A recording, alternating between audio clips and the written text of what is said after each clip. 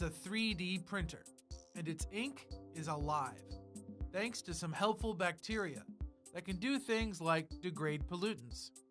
So the researchers called the new ink Flink. It's a functional living ink. With Flink, researchers can make functional material in any shape.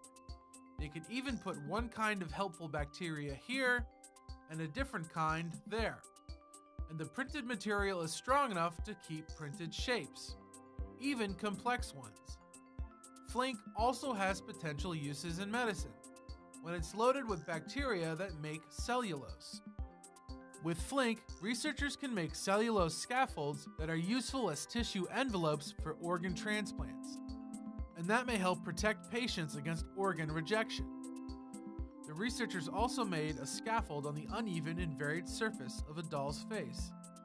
That means the cellulose film could be used for skin grafts as well, without risking the formation of wrinkles or creating pockets of material that could trap contaminants.